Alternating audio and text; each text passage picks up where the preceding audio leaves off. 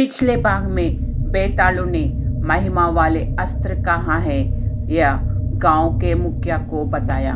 वह बात सुनकर गांव के मुखिया वहां से एक चादर पर उड़ते हुए समुद्र से जा रहा था। रास्ते में कुछ जर्जर इमारतों के साथ साथ अजीब अजीब वस्तुएं भी दिखाई दे रही थी। उन सभी को देखकर हैरान होते हुए गांव के मुखिया जा रहा था। थोड़ी देर के बाद सामने एक द्वीप दिखाई दिया। उस द्वीप के सामने अजीब रूपों वाले दो व्यक्ति पहरेदार के रूप में खड़े थे। गांव के मुखिया उनके सामने खड़े होकर उसने ऐसे बोलने लगे, हे पहरेदारों, मुझे अंदर जाना है, मुझे अनुमति दे, मैं बेतालू से आ रहा हूँ। बेताल ने मुझे बताया कि इस द्वीप में एक महिमा वाला अस्त्र है और मुझे उसे ले जाना है, इसलिए आप मुझे अंदर जाने की रास्ता दीजिए। ये कहते हुए उसने उन भयानक रूपों से कहा। ये बात सुनकर वो दोनों अरे तुम कौन हो?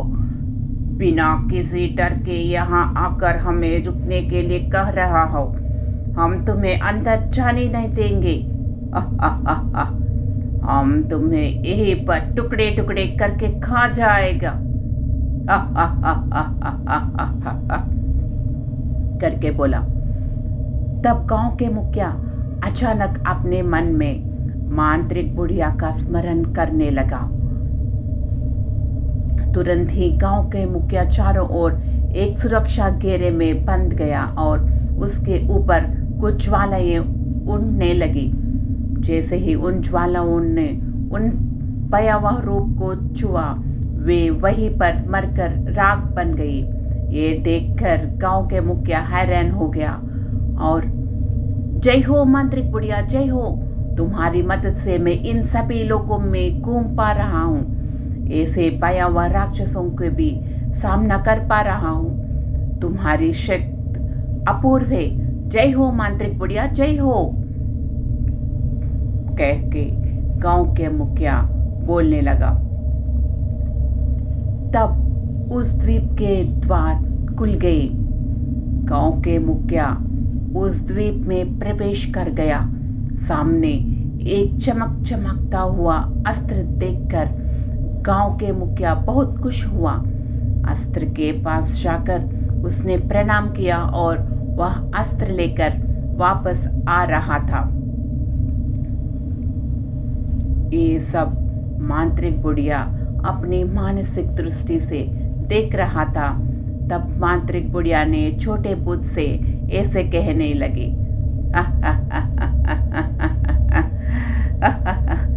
अरे छोटे भूतों, वह तीसरे अस्त्र भी मिल गया जो हम सोच रहे थे। गांव के मुखिया अपनी साहसिकता और मेरी दी हुई मंत्र शक्ति से वह तीसरा अस्त्र भी प्राप्त कर चुका है। अब तुम्हें काम करना है। तुम लोग माया के फल खा लो और राक्षस की तरह बदल जाओ। तुम उड़ते हुए पूरे गांव में घूमते हुए शोर मचाओ, चिल्लाओ।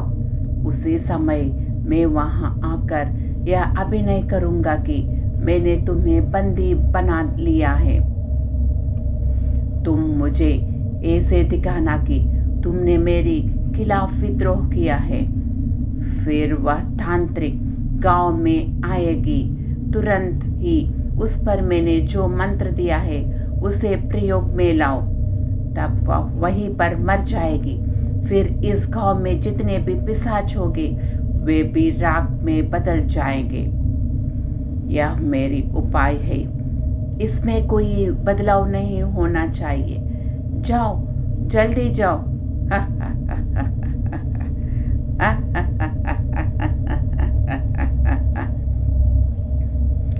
ये कहकर उसने छोटे भूत से कहा।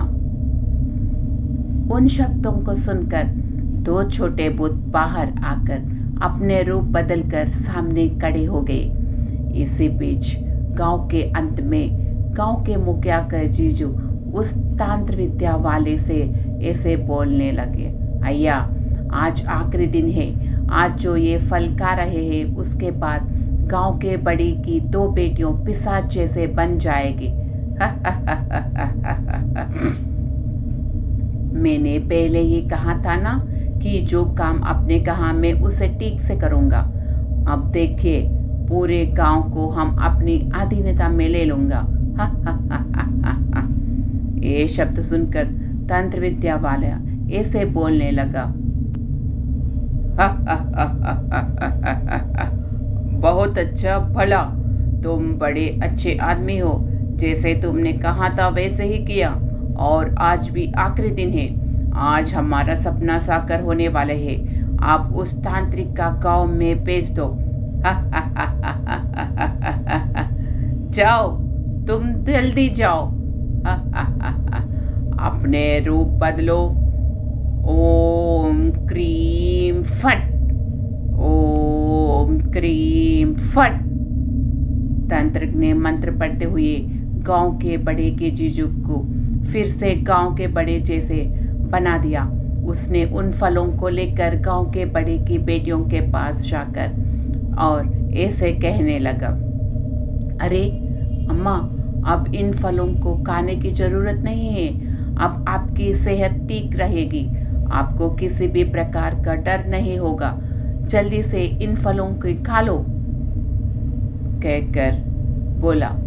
ये बात सुनकर छोटे पुत ने अपने मन में ऐसे सोचने लगा,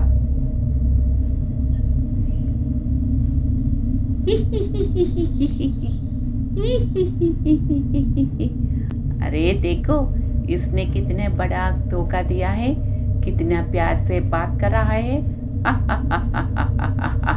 इसे हमारे बारे में कुछ नहीं पता। खाओ खाओ, जल्दी खाओ। अब हमें मांत्रिक बुढ़िया के अनुसार ही काम करना है। और दोनों ने उन फल को खाते हुए मुंह से खून उगलते हुए कहा। ये देखकर दोनों लड़कियों ऐसे बोली, अरे पापा, ये क्या है? ये फल खाने से हमारे मुंह और खाने से खून निकल रहा है। हमें पिशाच की चीखें भी सुनाई दे रही है। ये असल में कौन से फल है? करके पूछा। उसके बाद ग्राम प्रधान के रूप में उसके जीजा ने अपने रूप बदल लिया। वह जोर से हंसते हुए ऐसे बोलने लगा, अरे पागल, मैं तुम्हारे पिता नहीं हूँ। तुम्हारे पिता में इतनी हिम्मत कहाँ है? क्या वह मुझ पर आरोप लगाकर मुझे गांव से निकाल देगा? क्या वह मुझे मारोगे? मैं किसी को ही छोड़ूंगा। मैं पूरे गांव को नष्ट कर दूंगा।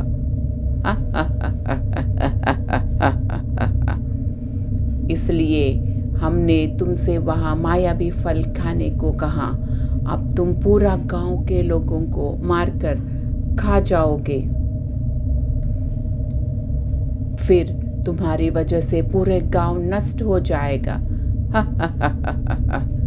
ग्राम प्रधान के जीजा के बात सुनकर दो छोटे बुद्धियों मांत्रिक बुढ़िया द्वारा बताए अनुसार उसी रूप में हवा में उड़ते हुए भयानक आवाजें करते हुए गांव में घूमने लगी।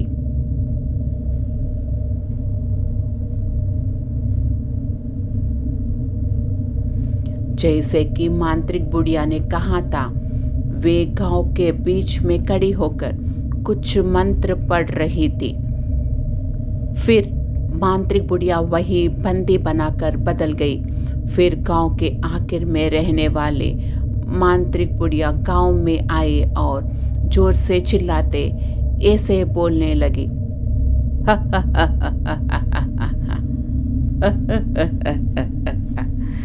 नरबली, नरबली, नरबली। पूरा गांव एक साथ नरबली के लिए तैयार है। अब मेरी शक्ति का कोई मुकाबला नहीं कर सकता। मित्र, तुमने जो चाहा था वैसे ही अब गांव की सारी संपत्तियों तुम्हारी हो गई है। अब गांव के सारा लोग ग्राम बड़ी की बेटियों द्वारा खाए जाएगा। अब यह मांत्रिक बुढ़िया मेरी बंदी बन चुकी है और मेरे पास है, उसने भी कुछ नहीं किया है। उस गांव के मुखिया भी यही मार डालते हैं। ये कहकर मांत्रिक बुढ़िया जोर से चिल्लाते हुए बोली। तब मांत्रिक बुढ़िया ने ऐसे कहने लगा, तो द्वारा खाए जाएगा। अब यह मांत्रिक बुढ़िया मेरी बंदी बन चुकी है और मेरे पास है, उसने भी कुछ नहीं किया है। उस गांव के मुखिया भी यही मार डालते हैं। ये कहकर मांत्रिक बुढ़िया जोर से चिल्लाते हुए बोली। तब मांत्रिक बुढ़िया ने ऐसे कहने लगा, तुम जो कह रहे हो वह बहुत ही खतरनाक है। निर्दोष लोगों को मारने अच्छे नहीं है, इस गांव को नष्ट करना भी अच्छा नहीं है। तुम जल्दी यहाँ से निकल जाओ, अगर तुम यहाँ रहे तो तुम्हारे लिए खतरा होगा, करके मांत्रिक बुढ़िया ने उससे कहा।